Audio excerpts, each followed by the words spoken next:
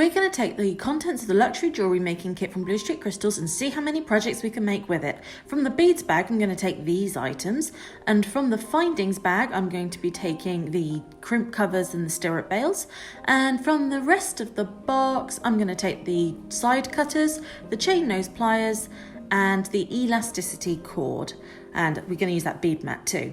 This is everything we're going to use from the box today. Now let's take these items over to the craft table. So I've got everything laid out, got my tools out of the package and everything, and the seed beads are so delicate up close, and these are amethyst rocaille beads, and look at how well they complement the trail medium. Mwah. Now I'm going to alternate them with some clear bicone beads so there'll be a bit of a pattern, and I'm going to use this crimp cover for a trick later on. Watch the end to see what I do with it.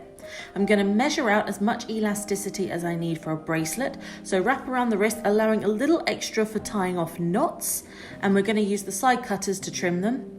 And we're going to start by tying a knot at one end. This is going to act as a stopper to stop beads sliding off, and we'll thread everything onto the other end. Now I'm going to skip ahead a bit, and now we've got enough to wrap around from the back to beginning to be on the outside. This is where we're going to introduce the pattern by alternating bicone beads with 2 seed beads at a time.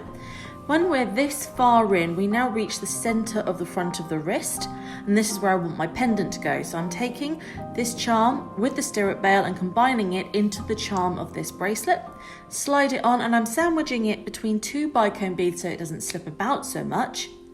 And now that it goes all the way around my wrist, I'm going to tie it off using a tight double knot, pulling it nice and tight, use the side cutters to trim off the excess.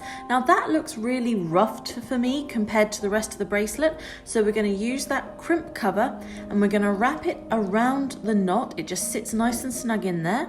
And with the chain nose pliers, we're going to press that crimp cover closed, so now it just looks like a silver bead. Now that really gives me joy.